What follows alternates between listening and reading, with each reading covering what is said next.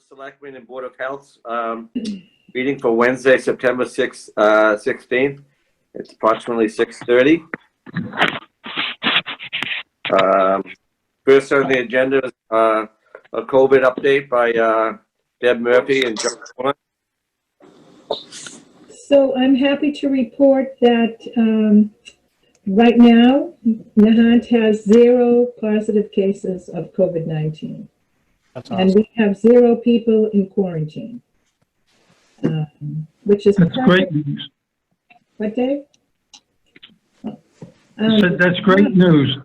Great news because school orientation starts Friday, and this is just perfect to start like this with no, not a lot of activity or any activity actually in town. Not that we can say that for our neighboring communities. The data came out at 6 o'clock tonight for the weekly data, and fortunately Chelsea and Lynn their numbers have gone up in the last 2 weeks. They continue to stay in the red zone along with Revere. So the cases are still out there. They had thousands of residents tested in the last 2 weeks, and Lynn had 250 that tested positive, Chelsea had 163, and Revere had 201.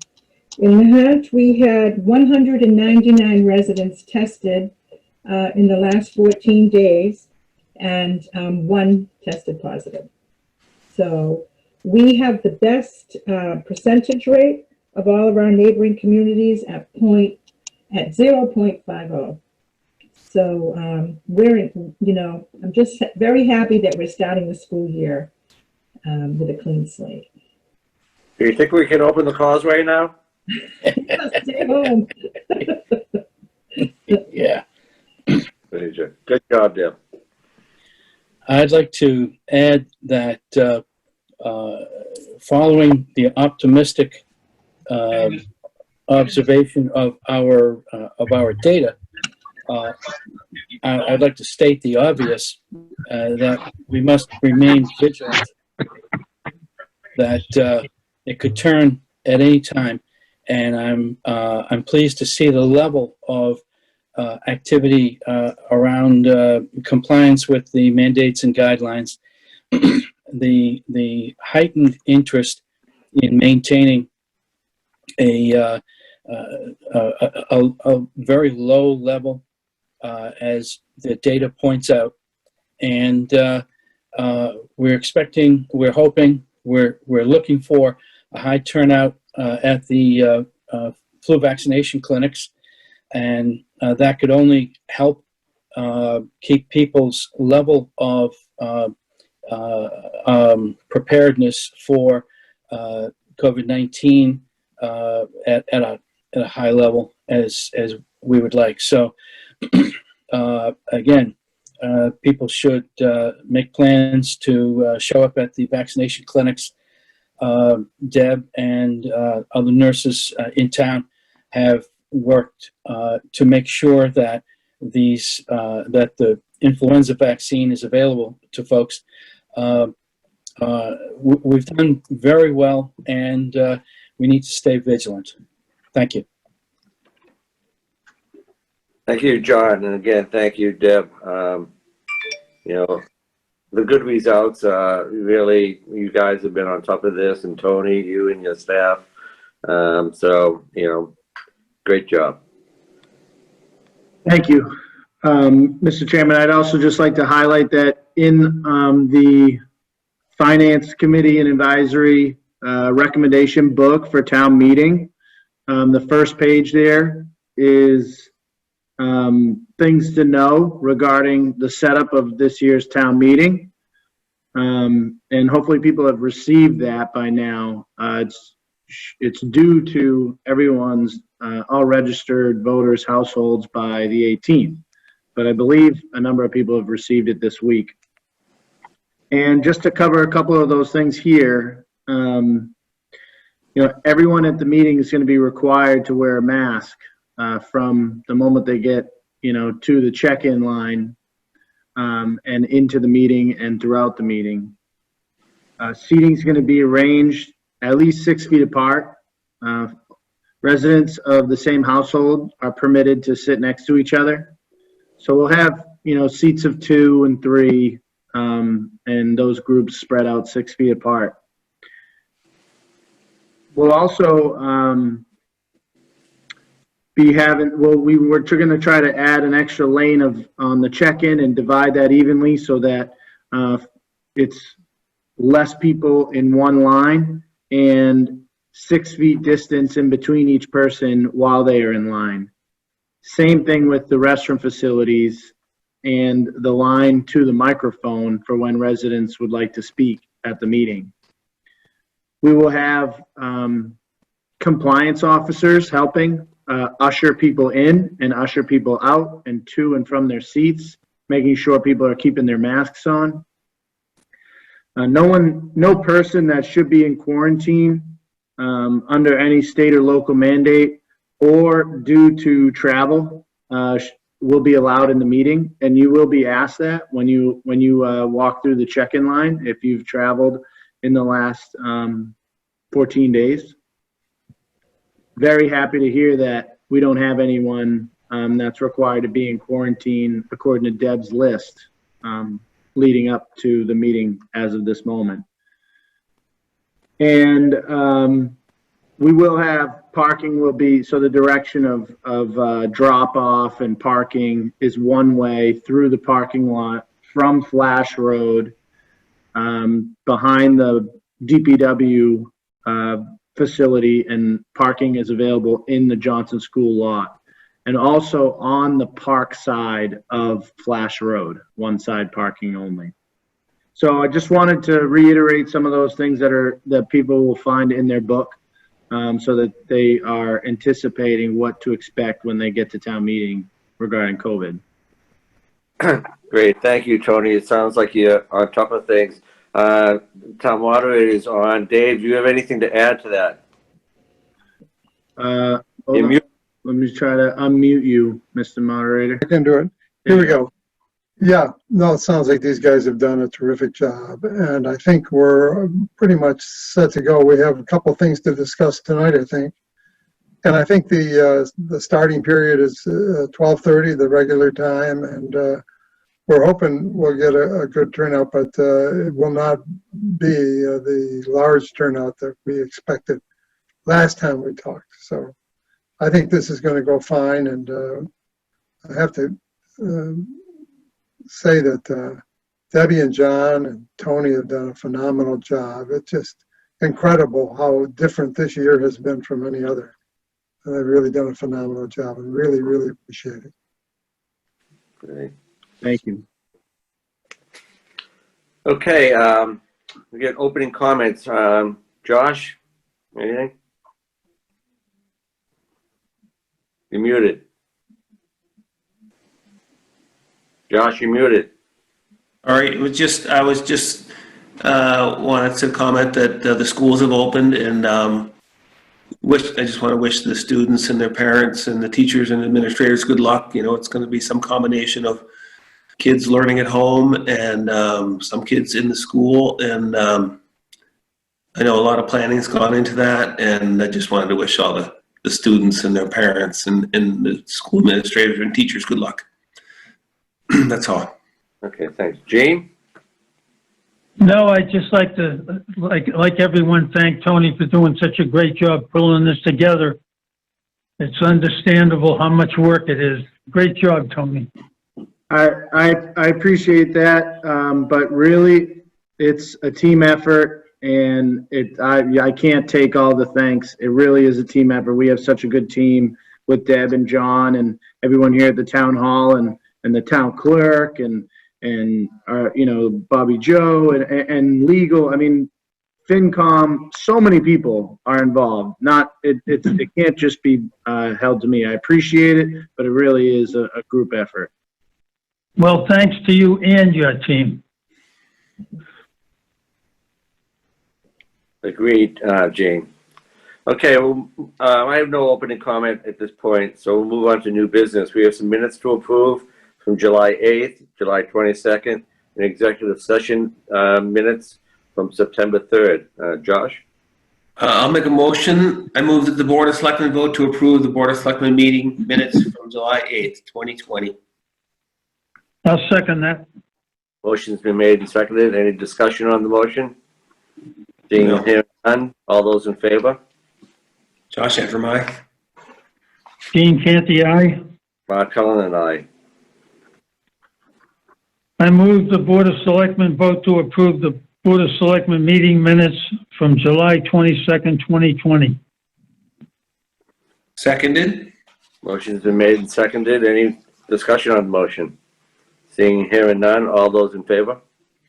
Josh Antrim, aye. Gene Canty, aye. Mark Cullen and I.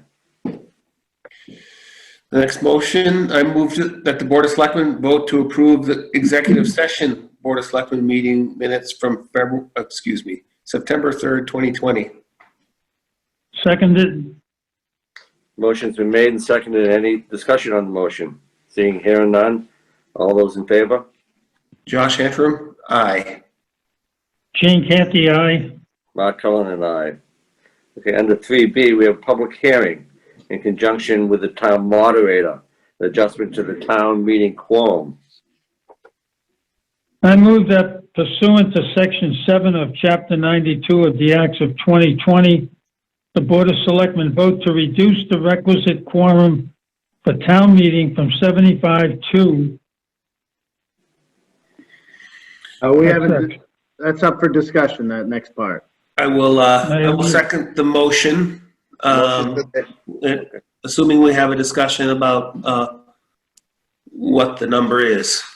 All right, motion's been made and seconded. Any discussion on the motion? Want to fill that number in, Tony? Well, so the chapter of law here, the Acts of 2020, and I just want to double check that. So Section 7 of Chapter 92. What it says is that the town, in order to help communities maintain quorum while promoting a smaller crowd at town meetings, this section of the act allows us to consider a reduction not less than 10% of our typical quorum amount, which is 75. So 10% of that would be 7.5 or 8. We're not allowed to go less than 8. There are certain posting requirements, and we've met that to this point. We've had to post this 7 days prior in the newspaper, which we did, and the vote has to take place 10 days prior to, at least 10 days prior to the meeting, which we are. It also is with approval or in consultation with the town moderator, who's on the call with us tonight. And essentially, we have a choice here. We don't have to go down to 8. But, you know, we do have a very limited warrant this year, very simple, non-controversial articles, and we're making a strong effort to promote a small crowd, and I would hate to be in a scenario where we have less than 75 and not have quorum to get the business done. So my recommendation would be at least to cut the quorum amount in half, but I defer to the moderator and the selectmen on where you guys are comfortable, what number you guys would be comfortable with. Well, seeing that this meeting is in the purview of the town moderator, I'll defer to his decision on this. Dave? Well, I don't know if you folks know it, but many of the towns in Massachusetts have abolished the quorum entirely. And the idea is that the concept of the quorum is somewhat antiquated, and the town shouldn't be held up by having some limit on the number of people that can go and participate in the meeting. I think that would be, you can't do that under this statute. But if you took it down to, even 10 or 15, I think it would satisfy the requirement of a quorum, and it would not leave you in a position where you're going to be left high and dry when you want to discuss or move on the important warrant articles that are presently on the schedule. In the old days, of course, I would stare at the television camera if there was no quorum in the room when we wanted to start. And if it didn't happen for a reasonable amount of time, I would threaten to send the police down to the bars in the town and to roust all the people out of the bars and force them to come down to the town meeting. But I never really had to do that, and I don't expect we'll have that trouble in the coming meeting either. Well, it seems like 15, Dave, between the Board of Selectmen and the Finance Committee, we probably have that covered. Yep, as long as, I think that would be, it would certainly satisfy the statute, satisfy the concept, and I would feel comfortable with that. Are you okay with that, Tony? I'm fine with it. I expect more than 15 people. Yeah. I don't know if Yeah, so do I don't know if we'll have more than 75. So I certainly would like to reduce it just to cover us on that end. So I think 15 is a great number. Okay, and it will be televised, right? So people can watch it at home. Yes. I can issue threats if they're necessary. Always. It'll blackout threat, right? So if we could amend the motion by adding from 75 to 15. Do I have a second on that? I would second that. Okay. May motion's I been ask made if there's and seconded. public input? Sure, No, I go just, ahead. the point that I wanted to make is that I think the number should be larger than just the elected officials of the town. And I'm not, so if the proposal is 15, does that satisfy that? I agree that with the stripped down warrant, getting 75 will be a challenge, particularly with COVID. But I wouldn't like to see a number that was just the FinCom and the Board of Selectmen. I think there should be at least some provision for, what do I want to say, general citizen input. That's all. This is a minimum number, right? So, in other words, But- the last thing we want is to go through all this trouble of setting up the tents and the porta potties and the people checking in, and then not have that minimum number Mhm. to have the meeting. So I think it's wise to keep the number low, so that, I mean, obviously people are welcome to show up, but if you make the number higher and then not enough people show, then all the effort and planning that we just congratulated Tony and his team for doing is for naught. So I think given the circumstances, sort of the lowest practical number makes sense. I think Mark's comment about the FinCom and the Board of Selectmen, that adds up to 10. So not quite the 15. That was it. Just a quick question. Is that quorum, is that made up of both committees, the board and the residents, or is that a quorum of residents? That's 75. It's a quorum of voters, of voters. So Registered voters. So, Okay. the Board of Selectmen and the FinCom are all registered voters, I believe. But, and I'm not sure what the number is, but 11, it seems like 15 is a reasonable number. Quorum is really, as I say, many towns have just abolished it and made a zero quorum. boy, I wouldn't. And really, I think it's not necessary. So no one should be feeling that the town is doing anything other than following regular rules, even if the quorum's only 15, I think. only the warrant can be voted on, correct? That's right. Only the articles that have been put in the warrant and Mhm. approved by. Thanks. Okay, any further discussion on the motion? Seeing and hearing that, none, all those in favor? Josh Antrim, aye. Gene Canty, aye. Mark Cullen, aye.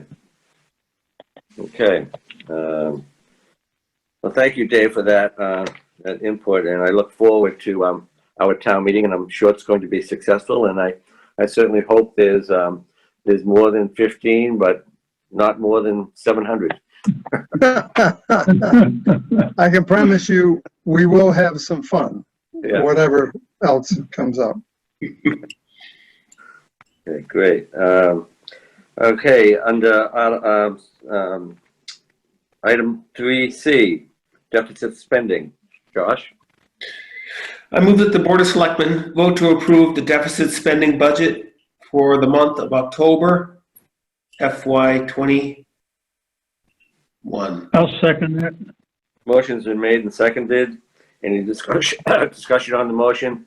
This is our annual, Annual item. monthly deficit spending option here. So Tony, you want to talk about this? Yes, thank you, Mr. Chairman. Essentially, if we're able to complete the town meeting on Saturday, the 26th, this 1 month budget will not be necessary.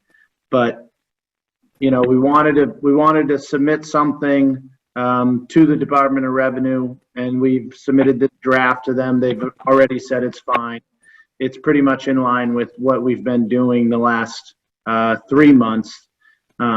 As a safety net, I don't see any issue. I don't foresee any issue given that we have a tent and that we're pretty much ready to go.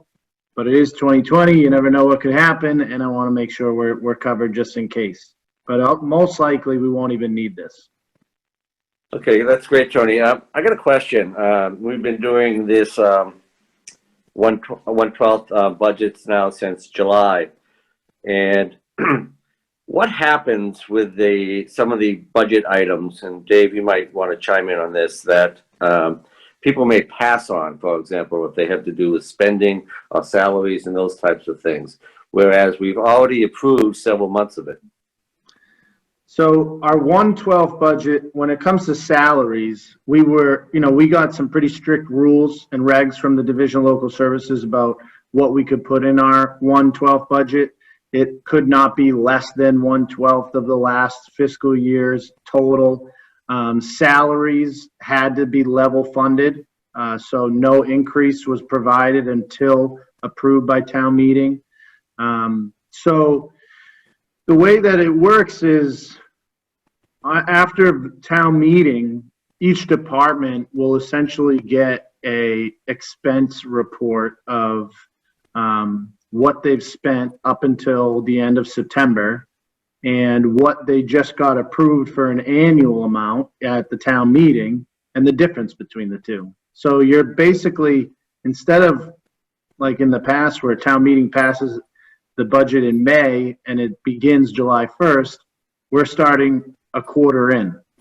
So I don't know if that answers your question, but if someone passes on an item and changes the total, it's likely we haven't even, gotten more than a quarter of the way towards that total anyway. So it would be an impact for the next 9 months instead of a 12-month impact. So you and the department head would have to make the adjustments over the next, if there was a reduction, for example. Okay. All right. Hopefully that won't happen, but we'll see.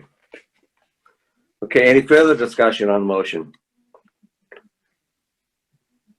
Seeing and hearing none, all in favor? Josh Antrim, aye. Gene Canty, aye. Mark Cullen and I. Now we have a new appointment here to the Board of Registrars. Jean? I move that pursuant to Chapter 51, Section 15, the Board of Selectmen vote to appoint Lori Ballantyne as the new member to the Board of Registrars. Second that. The motion has been made and seconded. Discussion. I see the town clerk is on. I think I saw her. But maybe not. Tony, Yep, there she have is. you I'm guys here. worked okay. So this process actually started a little bit prior to our new town clerk coming on board. What happened was we had a former Board of Registrar member, actually, Molly Collin, who served for quite some time. And the process dictates that the Board of Selectmen request 3 recommended candidates from the party chair, town committee party chair of the vacant seat. And we have to do Chapter 51, Section 15 of Chapter 51 requires that we do make that request by certified mail, which we did. And we received highly recommended by Mary Livingstone from Livingstone, who's the chair of the Republican Town Committee, Lori Ballantyne, as the recommended candidate. And because only one candidate was recommended, we have to wait 45 days to make the appointment. And 45 days is now passed. So I know Lori is on the phone here. I can see her name. I did talk to Mary earlier today and unfortunately is not able to attend tonight's meeting, but we're very excited to have Lori on the Board of Registrars and very highly recommended by Mary. Yeah, I agree. I think it'll be a great addition and a great recommendation. So any further discussion on the motion? Seeing and hearing none, all in favor? Josh Antrim, aye. Gene Canty, aye. Mark Cullen and I. Okay, we're gonna change our schedule, I guess, right? We're coming out of summer, going into winter, so unfortunately.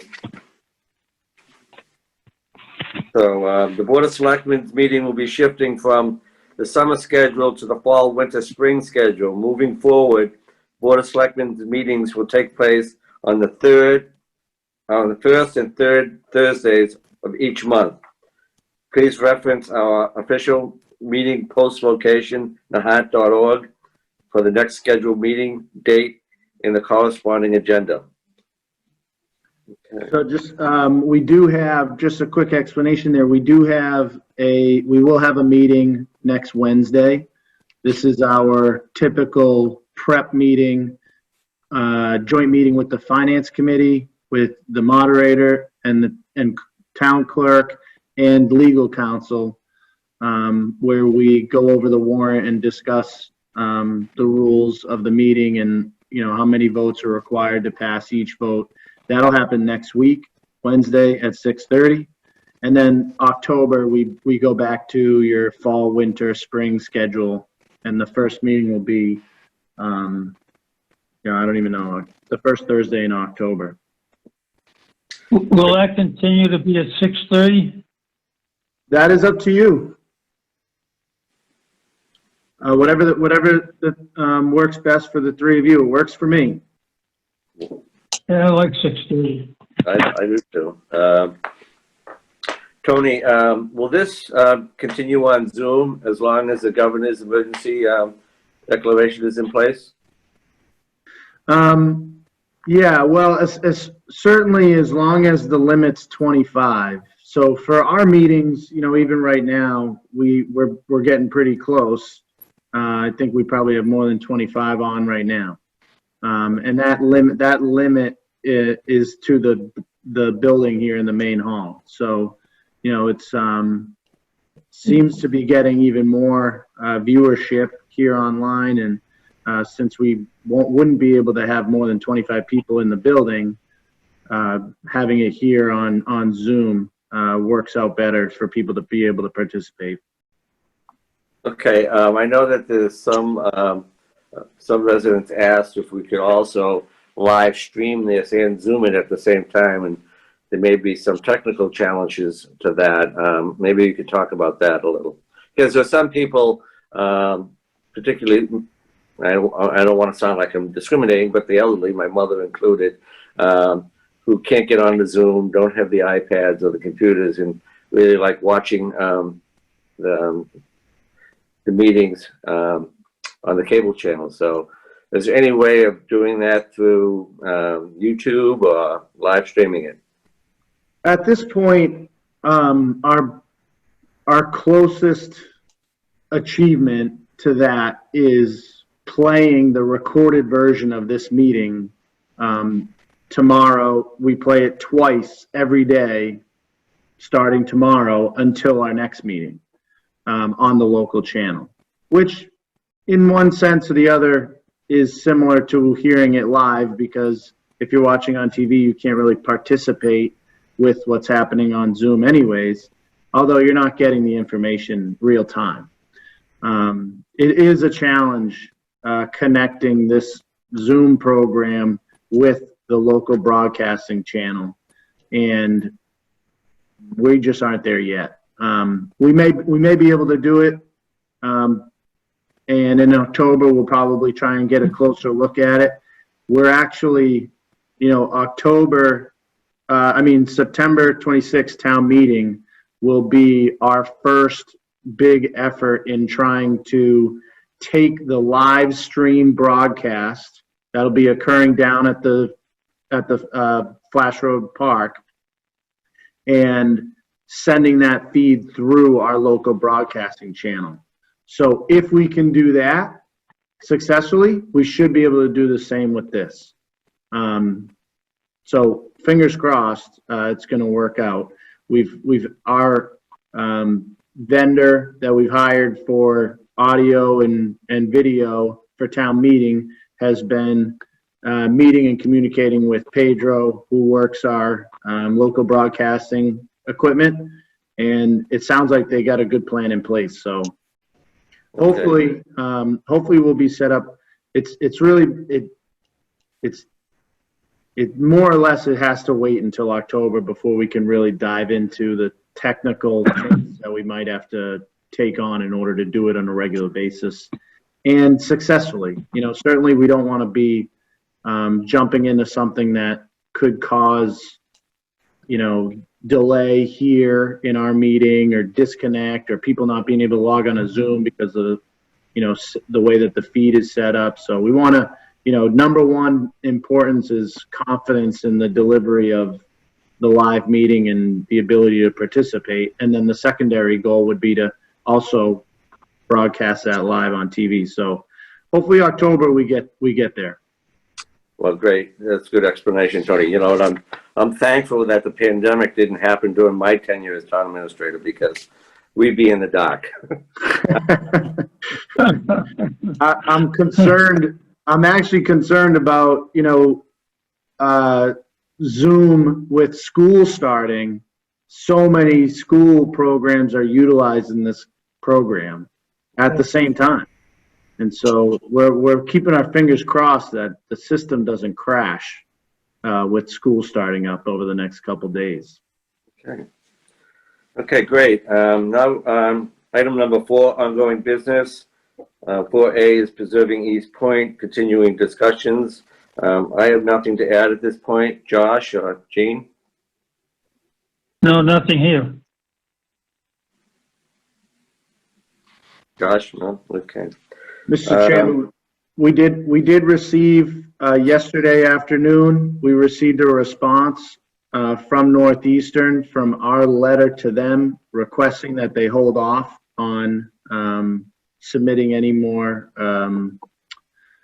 permit applications, and we've sent that over to Webmaster to have it posted on the website under the NU proposed expansion. So for anybody listening that's interested in that letter, it'll be posted on the website probably tomorrow. Okay. But to condense the response, it was we will continue. And we'll continue ourselves. I mean, at least me as a member, one member of the board will continue. And no actions on any permitting will be taking place as long as the governor's emergency provisions under Chapter 53 are in place. So I think we can respond to Northeastern by letting them know that. I think your letter said that originally, Tony. So I think we just pursue that that policy, and we'll see what happens. And in the chat, Robert Wilson just just wrote in the chat group there that they're already posted on the website. So if anybody wants to take a look, they're up there. Thanks, Well, Robert. I'm not surprised. Let me put it that way. Okay, we have a discussion about trash rates, and Yes. I'm going to share my screen. Hold on one second here.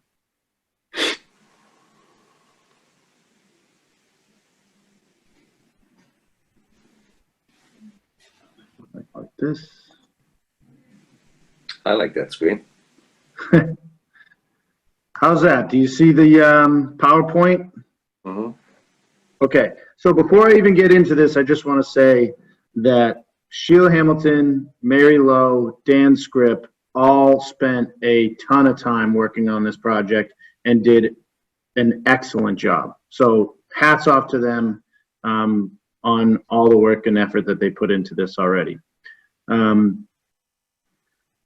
We began discussing this issue in 2019. Essentially, due to a national crisis in the waste and recycling industry, the cost of those services have skyrocketed. And right around the same time, the town's 5-year contract came up for expiration, which was in June of this year. So with a new contract coming before us, including a significant increase in costs of waste and recycling services, it really was the catalyst for us to take a closer look at how we handle our rubbish enterprise fund, how we distribute those costs to the residents of the town, and what are some things we could change to help reduce those costs to the town, or reduce the increase in costs, because costs are going up and either way, so we want to try and suppress that as much as we can. So step one for us was negotiate a 1-year contract. We said, you know, with everything going on with COVID, with all these different elements, we said, we're not ready to do a long-term contract right now. Let's do a 1-year contract. Keep the process by which our trash is collected the same, and basically absorb the additional cost for the year. We've done that. That step one is complete. Step two was develop a new system that would help distribute the cost of that increase more equitably to all residents. And then step three, which by the way, we are in step two right now. That's what we're discussing. And then step three would come next, over the next year, is, you know, before we sign a long-term contract, talk about publicly, you know, what type of things we could change in that collection process that could help reduce the cost of the service. So a little history on the fee structure. In fiscal year 12 and prior, the town actually had different rates based on how many people were in each household. So as you can see in FY11 and FY12, as you had more people in your house, you got charged a higher rate. Well, that turned out to be my understanding, and Mark probably has a better understanding of it than I do, is that it really became a administrative burden, and you know, folks weren't always honest about how many people were in the house, so that they wouldn't absorb such a high rate. So in FY13, the town decided to switch to a flat fee for all residents. And as you can see there, it's been that way It's been that way since, and the rate hasn't changed in the last 5 years. It's stayed pretty low, $3.45 for each resident, and less than $1 a day. And it's stayed at $3.45 for the last 5 years. So we've been in a contract with Waste Management for 4+ years. They provide solid waste collection, bulky item collection, single stream recycling, town dumpster services, and a couple other things. We've had a great relationship with them. They do a great job. There's always hiccups when it comes to missing some barrels or trash being missed because it was out late or not being able to get down the street. But for the most part, we've had a great relationship with them. As I mentioned, our previous contract ended on June 30th, and our new contract includes a almost 17% increase in costs. And a lot of that increase is due, as I mentioned previously, is because of the international recycling crisis, because landfill capacity is at its max here in the Commonwealth. So the processors have to ship this material elsewhere, and a national labor shortage in commercial drivers. But I will say that even though the cost has skyrocketed, when we compare the bids that were received back in 2015, the 1-year contract we just signed with Waste Management is still less than the second lowest contract, the second lowest bid that was received 5 years ago. And Waste Management includes recycling processing. Oh, 1,000 people are dying every day of COVID. So there's, even though this has gone up a significant amount, we're still in pretty good shape compared to what other companies have proposed to the town. So the next step that we got, this is basically step 2. We've signed the 1-year contract. We see a significant increase of $56,000. One thing we did right out of the gate was we switched all town dumpsters to front-end load dumpsters, which saved us about $10,000. And then the next step is really looking at how do we distribute the cost of this contract and the cost of the enterprise fund to all the residents. So we're changing, the proposal here is a changing of the source of data from water bills to real estate tax listing. So instead of using the billing addresses that come with water bills, which is based on water meters, actually using the real estate tax listing as our source of data. If we did not do this change based on the new contract, the average fee would increase to almost $400 from $345. Whereas with the change, the average fee would increase to $375. While the average is $375, most people, which are residential one families, as you can see in the bottom left corner, is $351. So merely a $5 or $6 increase, still less than $1 a day. So this change definitely helps suppress the increase in the total cost of the contract for the majority of folks in town. However, it does capture folks who may previously, in a 2-family, 3-family, or 4-family, were only getting one bill for $345, when by going to the the real estate tax listing, now it captures each household. So the goal here was to determine how much the town spends on rubbish on a per person basis. So we took the town's population, 3,522. We subtracted residences that have private trash, so Seaside, Richdale, Bass Point, Rockledge, Anchorage, Edge Hill, and Nahant Country Club. We added the amount of commercial businesses, And that equals the population that actually uses curbside pickup, which gets you to 3,104. Now, our target for the rubbish enterprise revenues is $531,000 and $531,346. That is actually higher than what we expect to expend, but we have to account for abatements and other things of that nature. It also doesn't only include the cost of the curbside services. It also includes costs associated with cleaning the parks and the beaches and the compost and the streets and a number of other things. So when you take that target of revenue and divide it by the number of population using town trash, you get $171 per person.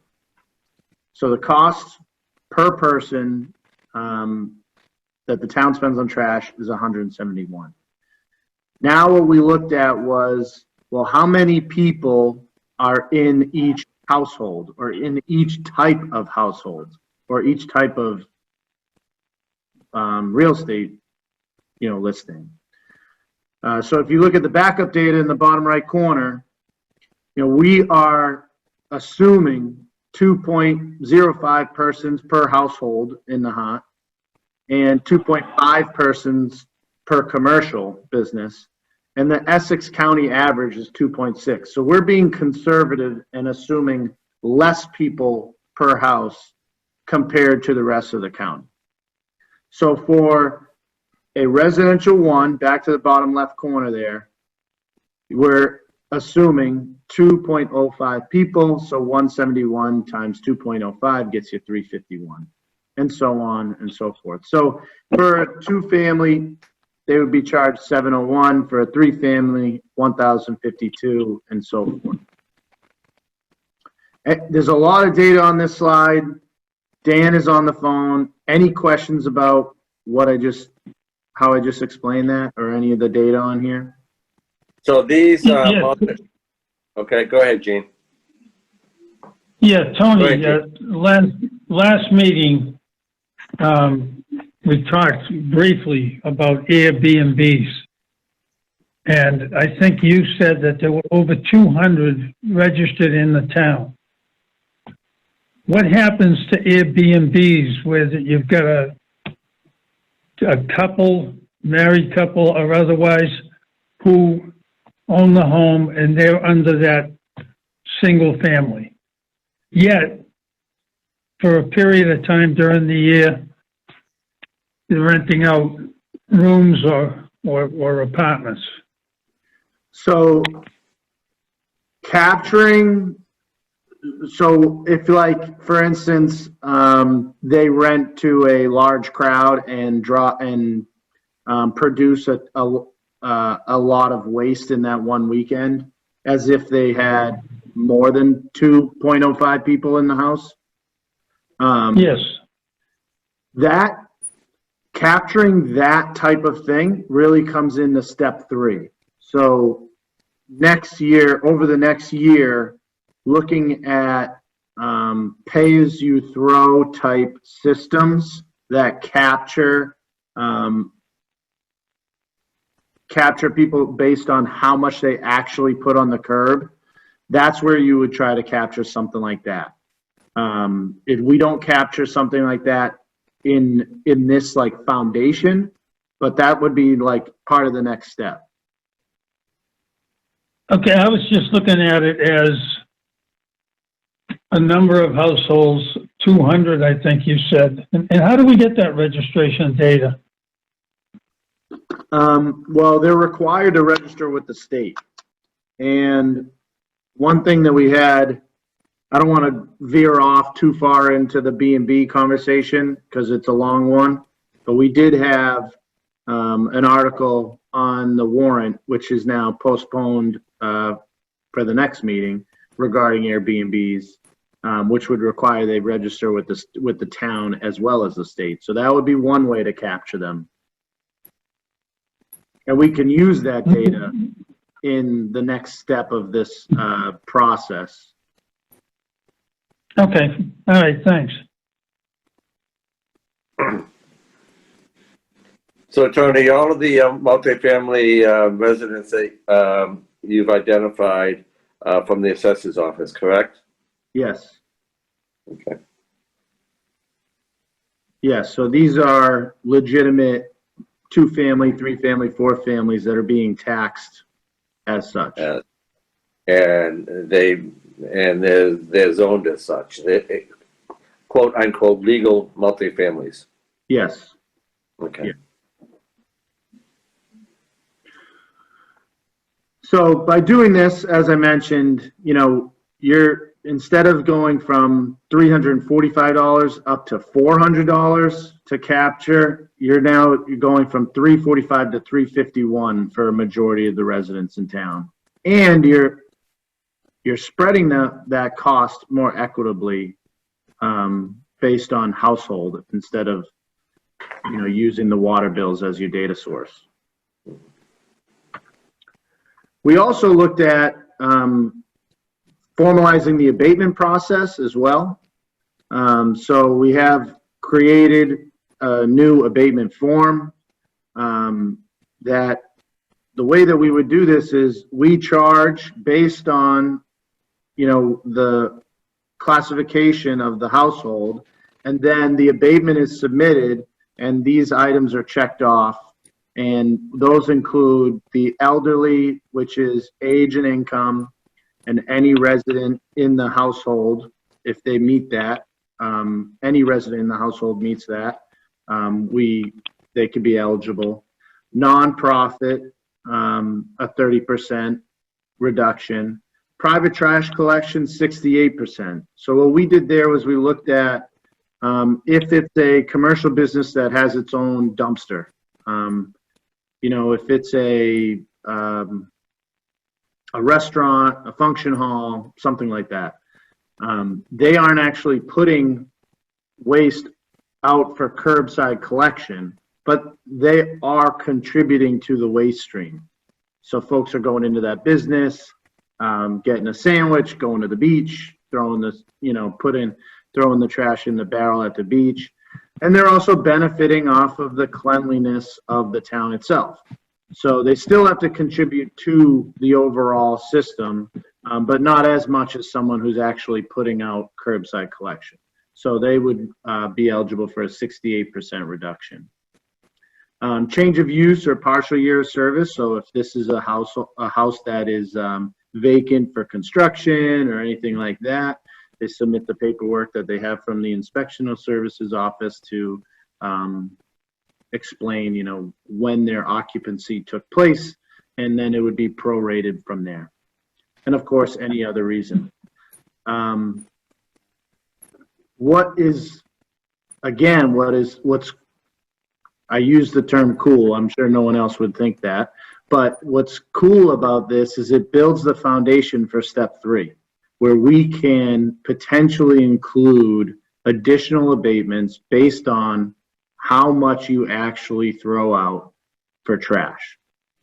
And what I mean by that is these are the proposals that we received prior to our contract ending, and our FY20 contract, so the one that ended in June 30th, was a total of $338,255.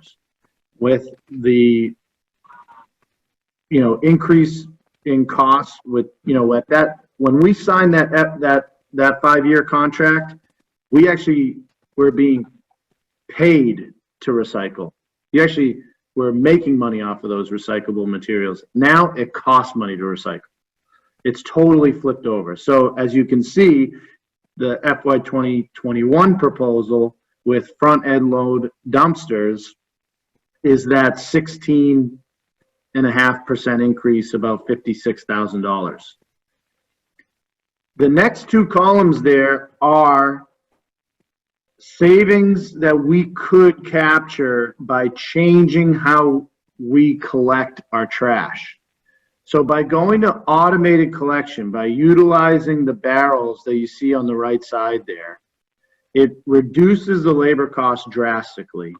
The middle column that's in that yellow box there is if we leased the barrels through Waste Management, and then the column all the way to the right is if we bought the barrels on our own, which we could utilize grant money through DEP and our retained earnings account to do so.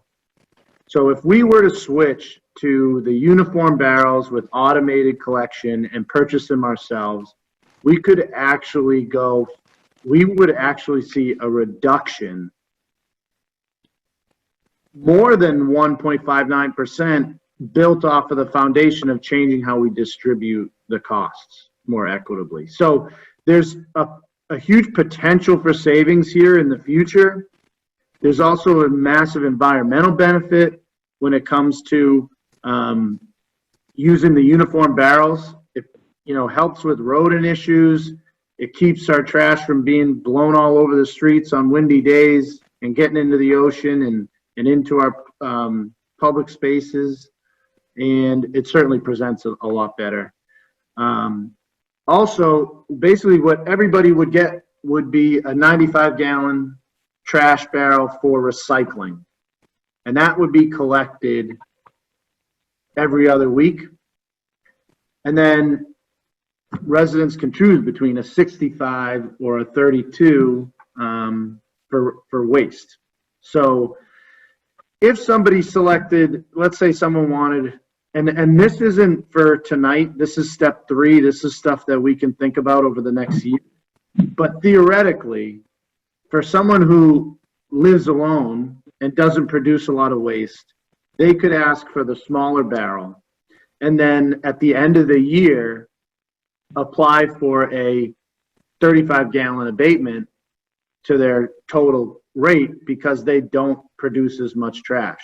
But if they get a 35-gallon and they're putting a ton of trash, on top or to the side of the barrel, we'll be notified by Waste Management, and then they wouldn't be eligible for that abatement.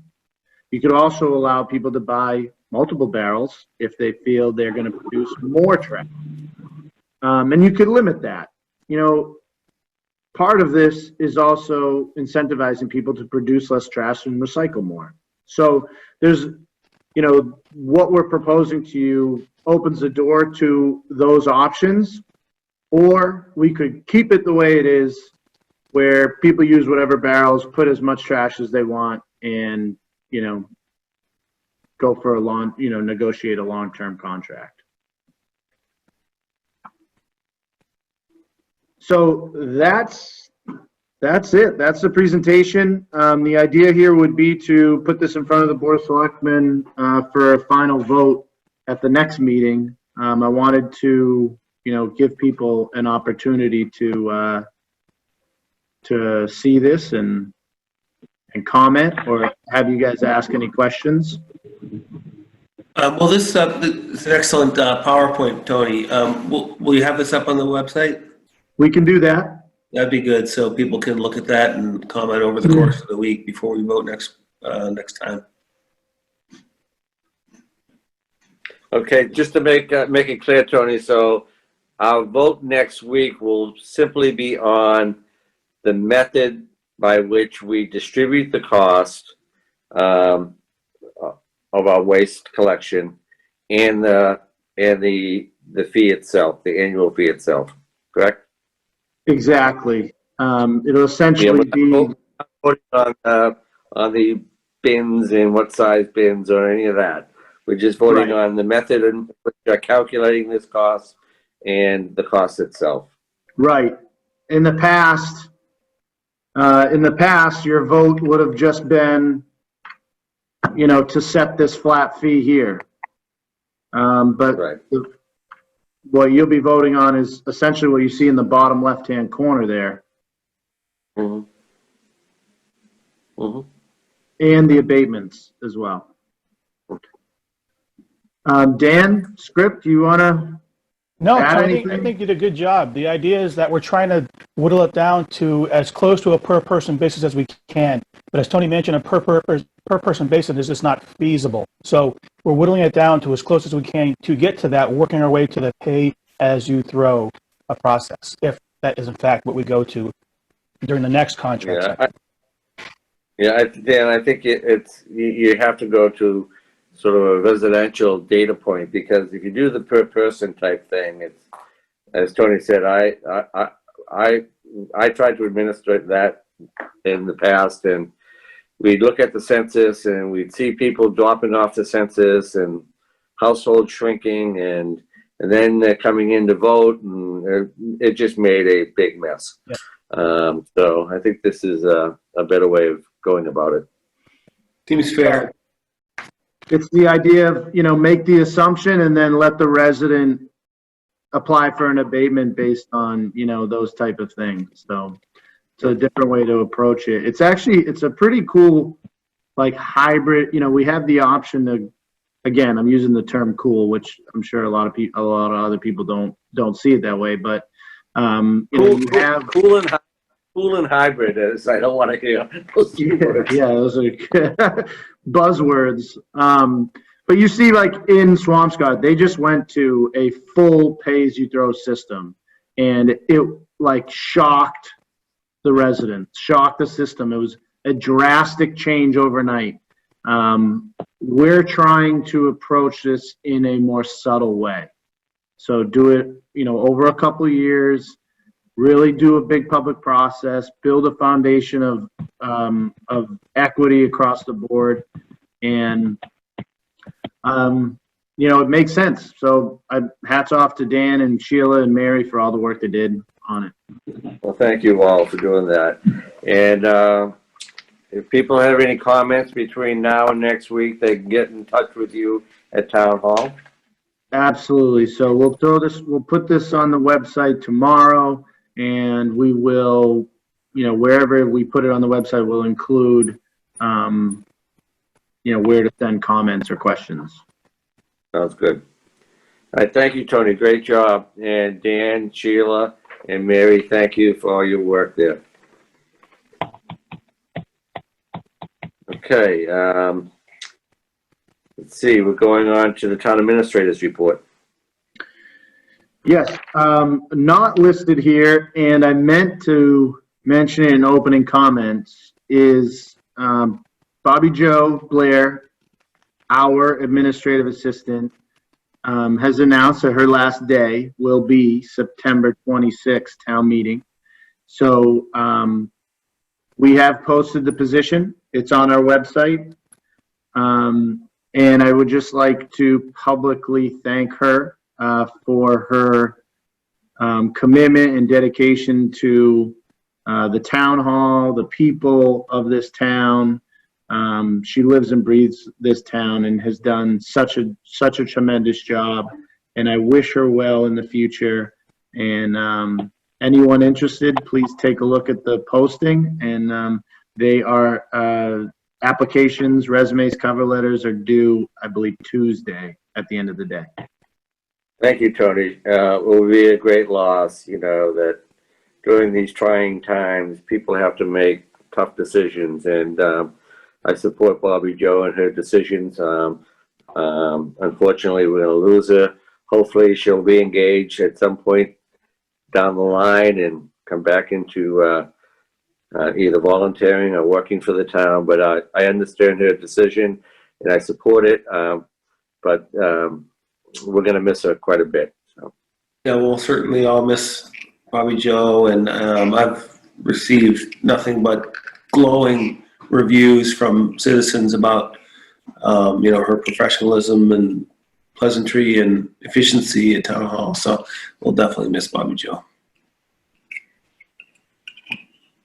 Okay. Thank you. Water main project update. I do want to say with the water main project that is occurring down off of Wharf Street and also in Little Nahant, we did get a good amount of calls of folks who felt like they weren't notified about water being turned off for the purpose of those projects.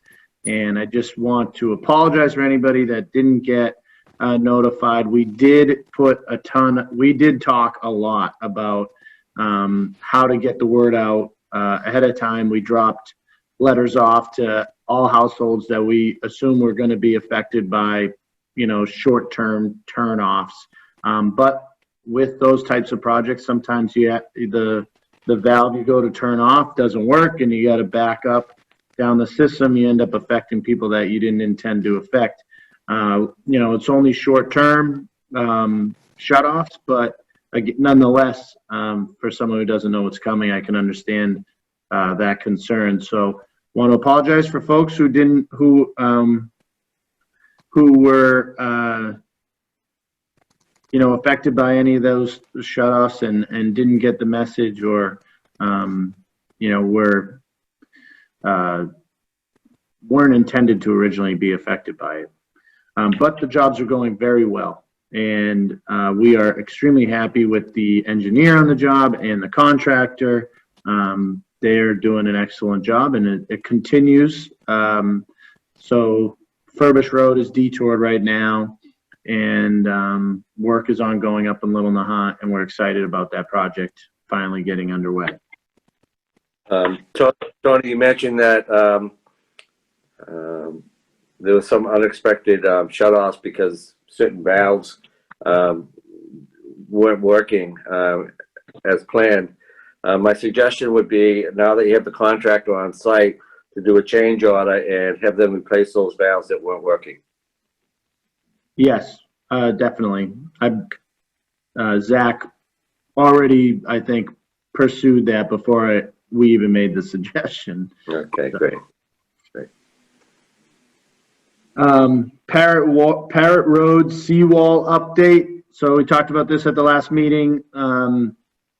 Zach and his crew have done an amazing job, and the residents are extremely happy with the work that's been done there. They've pretty much completed the repair project on the wall at the end of Parrot Road. There's still more work to be done with regarding the finishing touches there, as well as on Allen Way. But we've received a ton of positive feedback there. Long overdue, that project. So happy that we're getting it done right before our next season of storms. Streetlight conversion project. So we are expecting delivery of our new LED Cobra heads in the next week. That project, replacing all outdoor streetlights with LED Cobra heads, is expected to take about 3 weeks. We're extremely excited about that job.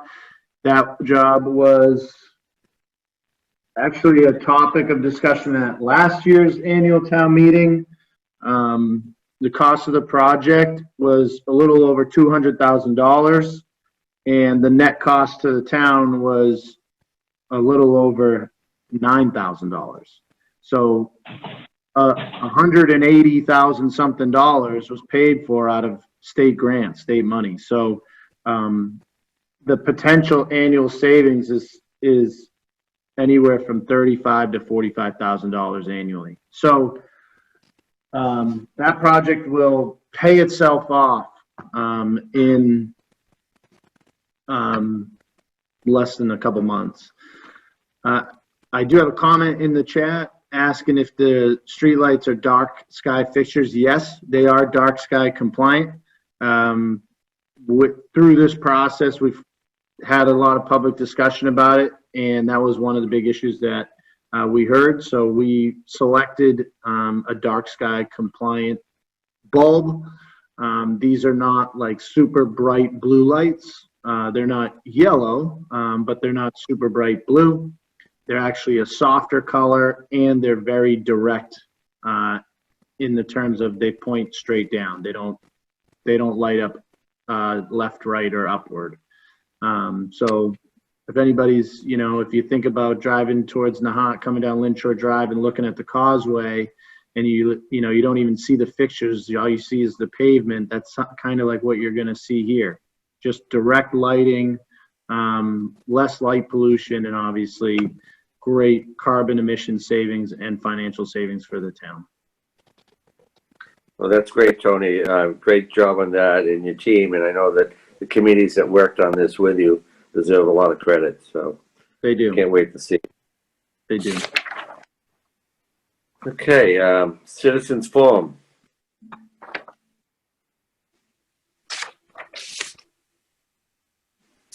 Hi, Alice Court, 7 Valley Road. Is it okay for me to speak? Go ahead.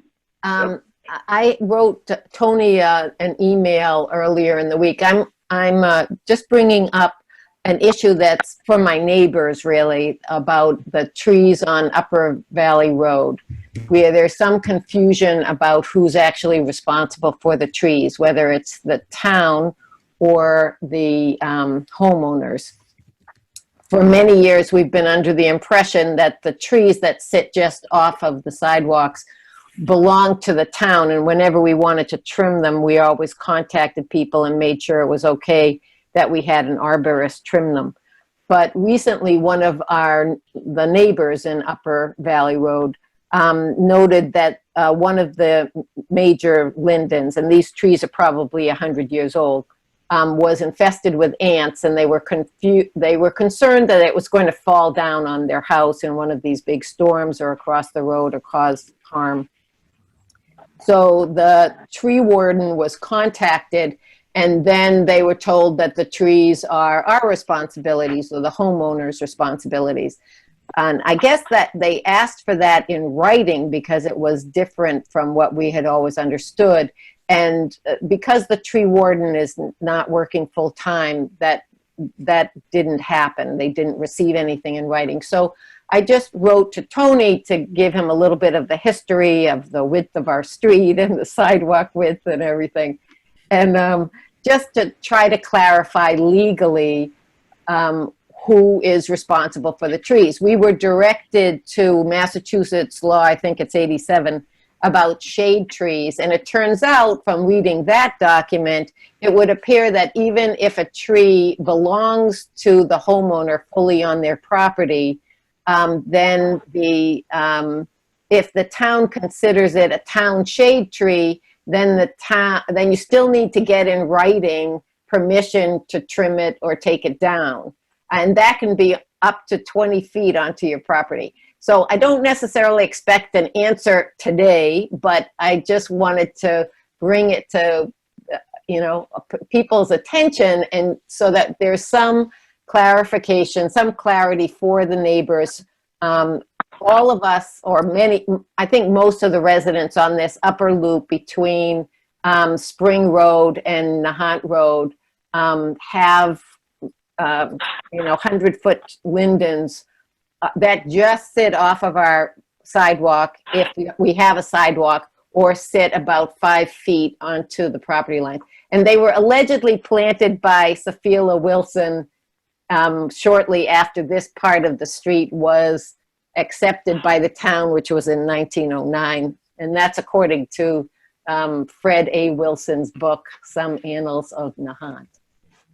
So that's a great description, Alice. Tony, if I could comment a little here, being a past tree warden for the town of Nahant, I have a little knowledge on this. And Dan, maybe you could follow up on this.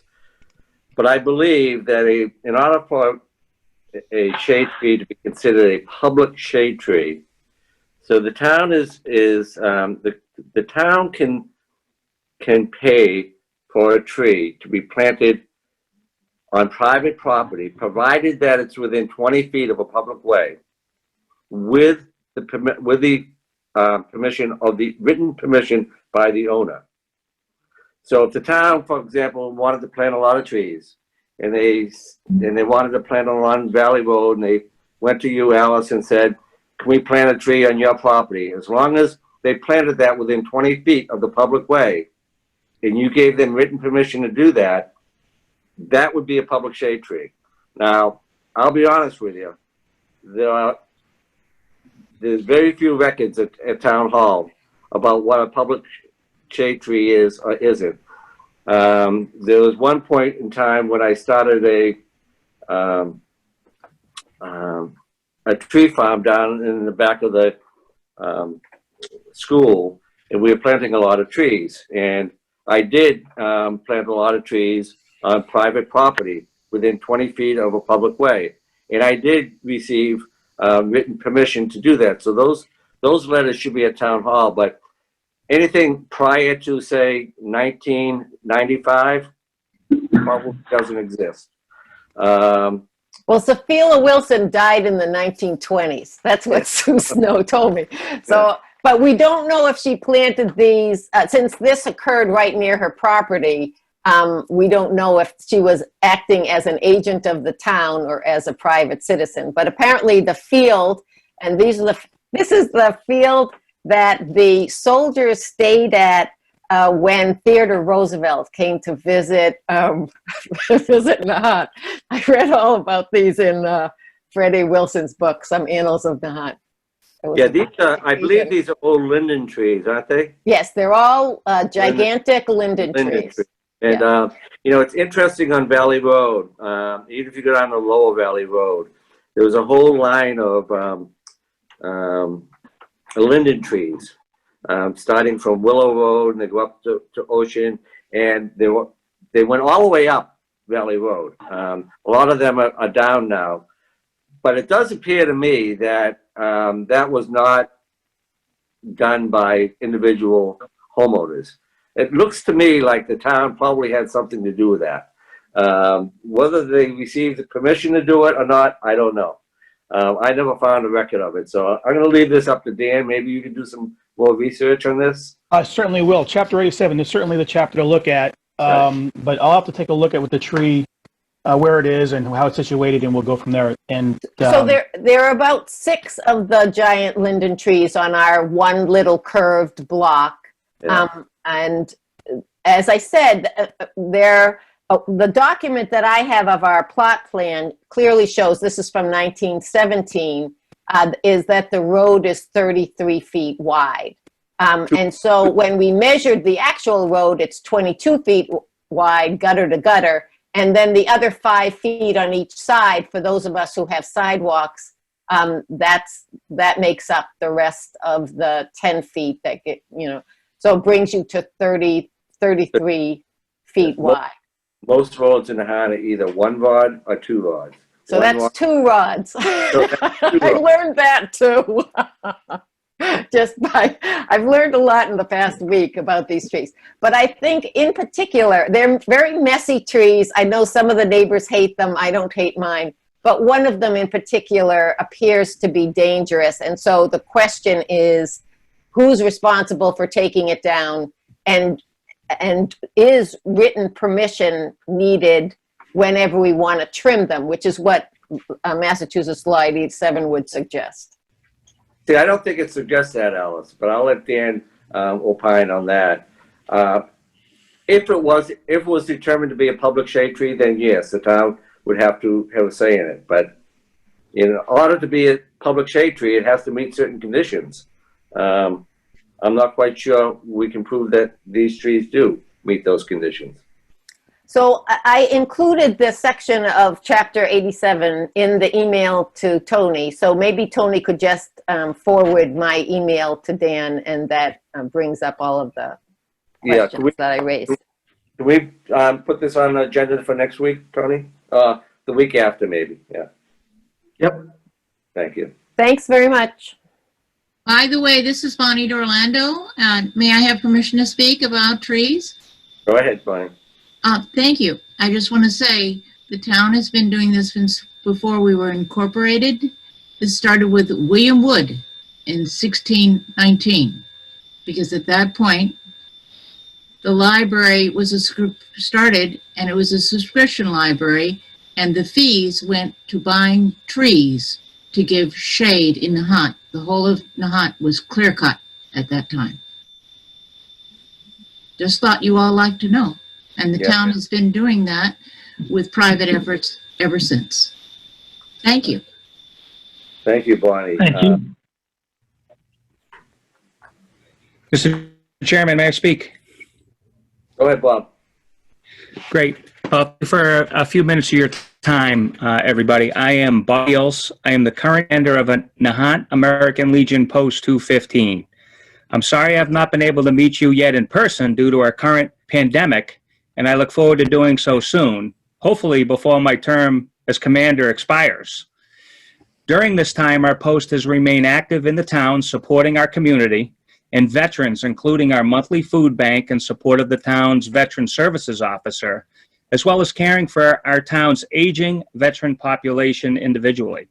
Some of us may have even walked the Memorial Day parade route and offered words and prayers at each of our traditional ceremony locations, while further, we have held a scaled-back flag retirement ceremony this year at the Nahant Life Saving Station, and we also recently lit it up purple in recognition of our nation's Purple Heart recipients.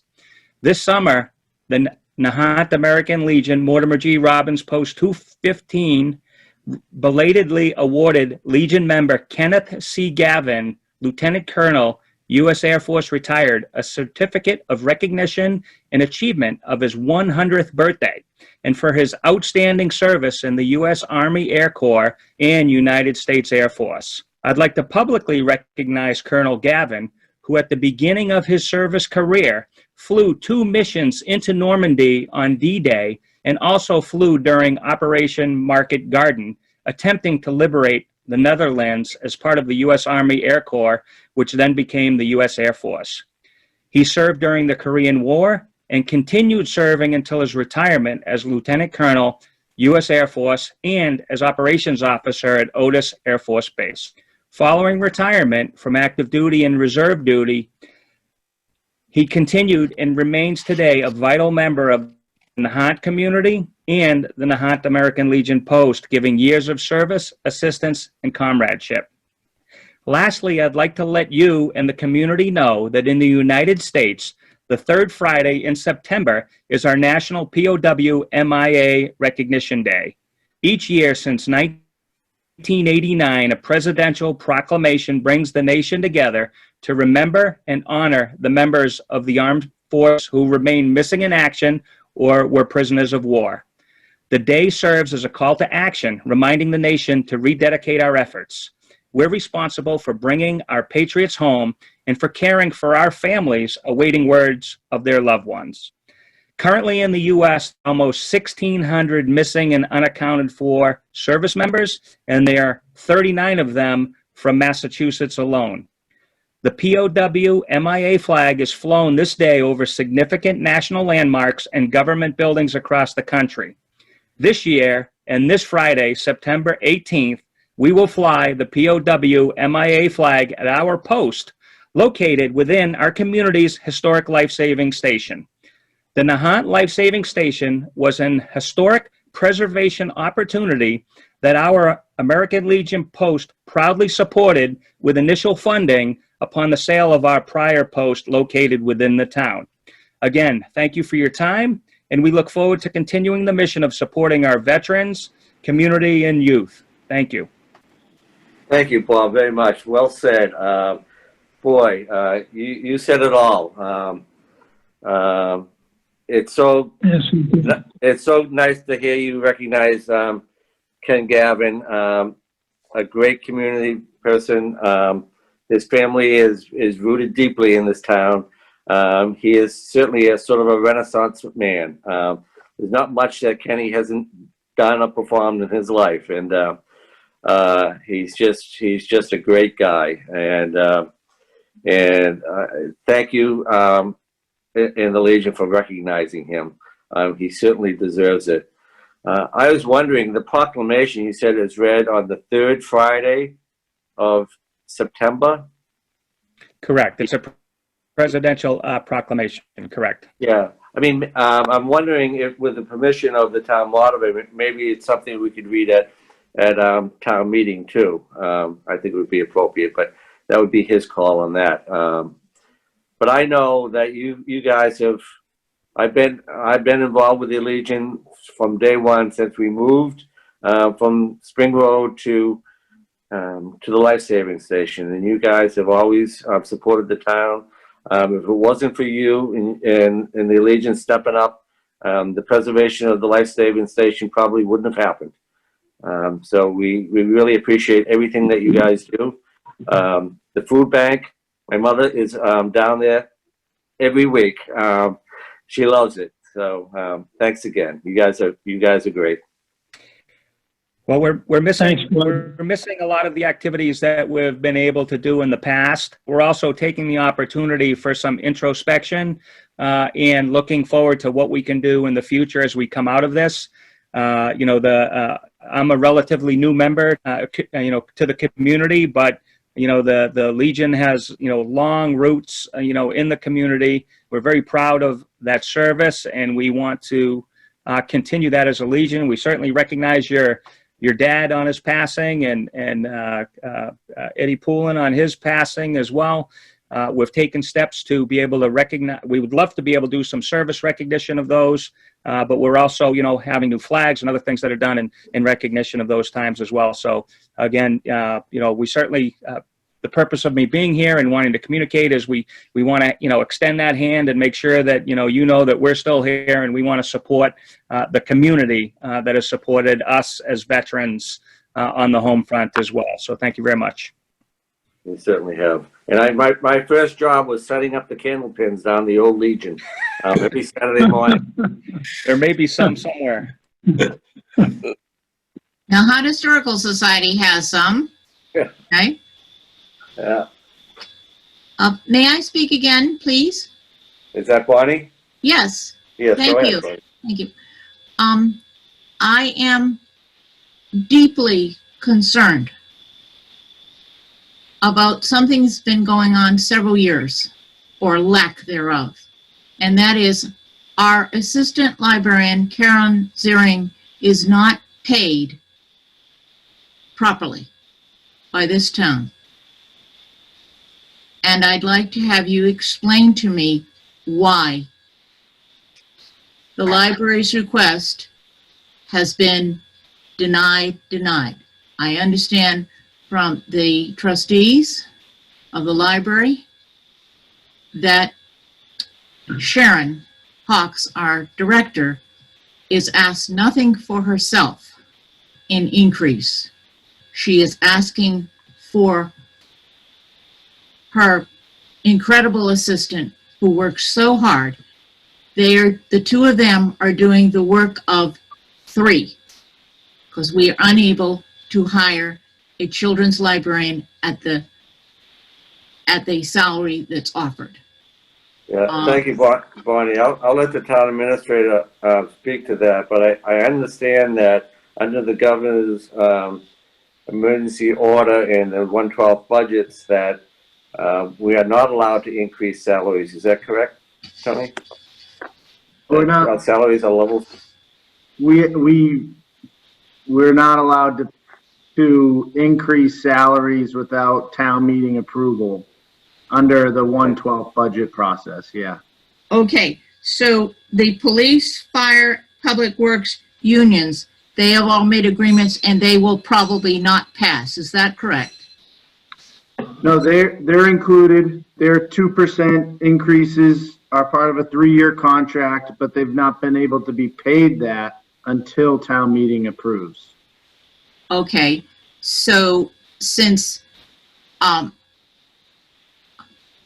this young woman has got a master's degree in library science and she's not even paid the living wage for Essex County. And so we give raises to other people, clerical, whatever. We've got situation on about teachers with bachelor degrees, and they earn more than she does. This is not fair. And I would appreciate a clearer understanding of why that has been going on year after year. This is not a one-time thing. Well, I mean, I would start by saying it's probably inappropriate for us to discuss a staff person's wages without inviting them to the conversation. Number one. Number Well, two, I would say, Excuse I me. appreciate Bonnie, your comments. I think she does a phenomenal job over there, and I don't think anybody denies that. Mhm. I think that there's a little bit more to it. There's the way that the budget for the library is set up. It's voted in lump sum, and the librarian has the ability to determine, so long as they fall within the approved classification plan of the town, to determine those salary ranges or those hourly rates. So, you know, the request did come in this year for $10,000 raise for her and for the other job. And we can't do that this year. I know there's been years in the past where it's been requested, but I'm going to speak to this year. You know, that request was denied. $10,000 increase is significant, especially in a year when we have a lot of financial uncertainty about what our revenues are going to look like, and we're not operating at a full capacity as well. So, you know, there is an element of a unique financial scenario this year there as well. But I do agree that she does a phenomenal job. I've never heard anything but positive comments about the work that she does over at the library. I just reiterate that I think that it's unfair because she does put, like Sharon Hawks does, she puts their life on the line to keep that library going.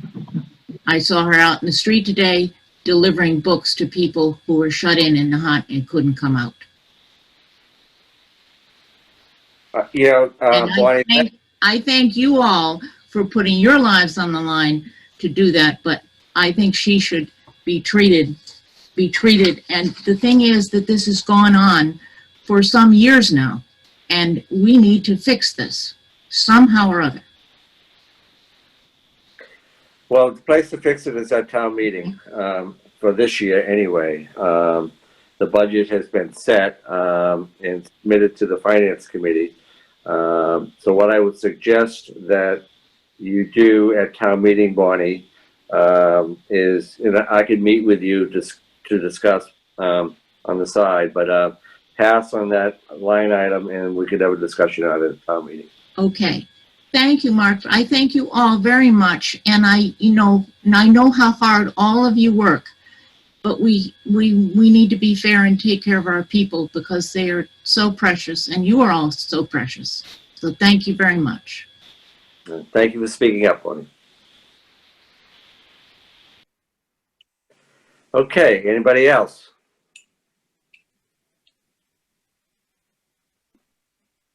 Okay. I think that's it. No other business, so I can have a motion to adjourn. Motion for adjournment. Hello. Motion. Hello? Yes, this is Nancy Carey, 23 Phillips Road. I'm trying to ask a question. Oh, okay, go ahead, Nancy. Yes, it's a quick one. There's no line item for September 2nd, 2020 Board of Selectmen meeting minutes or recordings on your webpage. I expect that's because it was a special joint meeting with the FinCom. My question is, are the minutes available? Is the recording available? And if not, do you have any idea when they will be? Which ones did we do tonight? Which ones did we approve? Hi, Nancy, this is Tony. Mr. Chairman, which ones did we approve tonight? Did we approve that one? July 8th, July 22nd, and the executive session for September 3rd. Yeah, so not September 2nd. And That was the finance committee meeting that we joined. Yeah. Correct. So, and Okay. Was that the Saturday meeting? No, it was a Wednesday. I believe it was a Saturday meeting. No, September 2nd was a Wednesday, and you met at 11 a.m. Oh, okay, that was the meeting where we voted, that was the meeting where we voted to, reduce the warrant. Right. Correct. I'm sure we're probably working on them, and, we'll get them as soon as we possibly can. Tony, do you want to review what the requirements are for meeting minutes?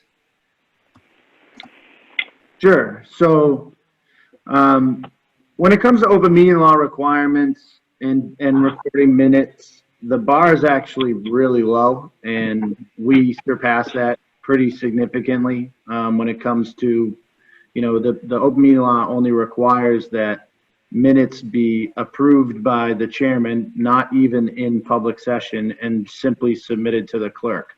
They're not required to be online. Videos aren't required to be online.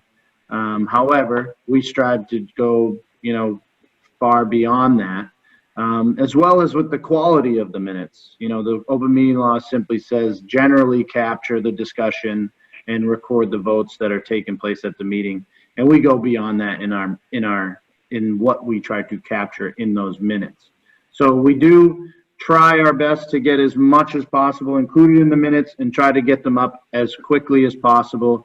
The open meeting law requires that you approve those minutes within 30 days or by the third meeting after, whichever is longer, I believe.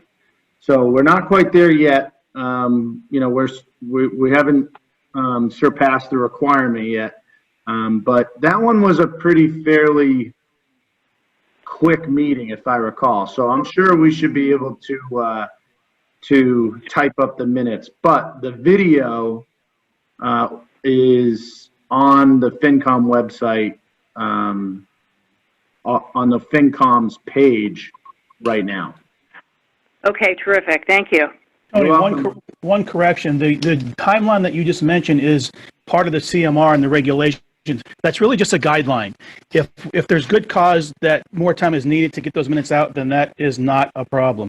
And especially during a pandemic when there's a lot of stuff going on, it's understandable where minutes might be a little bit beyond the deadlines suggested by the regulations. Mm-hmm. Okay, thank you, Dan. Okay, any other discussion before we adjourn? Yeah, hey, Mark, it's Gene. Go ahead. Before we adjourn, I just want to address something because it bothers me a little bit. And that is there any way to revisit this library situation? When I was running and up until probably a week ago, I've heard a lot about this, her not being paid enough for the position and the work she puts in. Is there a way to revisit it so we can look at that between now and town meeting? Well, there's certainly a way at town meeting to revisit it. When it comes to library salaries and wages, you pass on it, and there is a discussion. If it's going to be if we're going to increase that, we need to identify the source from which we're taking those funds in order to increase it, and it could be done there. So there's also, just so you know, Gene, there's, when it comes to how things are voted on at town meeting, in the libraries, as I mentioned earlier, in the library's case, it's voted lump sum. And then the salaries are dictated by the salary classification plan, which provide ranges depending on the. However it's voted, we still have a person who's not being paid the amount of money that she should be paid for the responsibility she takes on and the effort she puts forward. So I'm just, Well, what I'm saying is that may be able to, be taken care of without even a town meeting vote, simply within the structure of the library's budget. Okay. Well, we should do something. There's somebody we could lose. Yeah, Well- again, I really don't, I feel uncomfortable not inviting her to this conversation. We should probably, I can talk more to you about it and Okay. yeah. Okay. Let's talk Anything about else? it. Anything else? Yeah, one more thing. We don't get the opportunity to talk, so, because of open meeting laws. So I have one other question. I've had a number of calls, complaints about contractors working before 7 o'clock in the morning. I always understood 7 o'clock to be the start time for contractors. Is that the case? No, it's not, Gene. We had an attempt at town meeting, I think 2 years ago, to set limits on when contracts can start and then they have to stop, and that did not pass. And even the FinCom did not recommend that. So that could be something we can revisit sometime in the future. But as of now, there's no bylaw in that regard. All right, yeah, it's something to think about. Yeah, it's been on the town meeting floor before, so there is precedent for discussion, no doubt about it. In fact, I can probably dig it out for you. Okay, thanks. Okay. Any other discussions? Okay, there's a motion on the floor to adjourn, made by Gene. Yeah, Do I have a second? Seconded by Josh. All those in favor? Josh, after my. Gene Canty, aye. Mark Helen and I. Good night, everybody. Right. Thank you.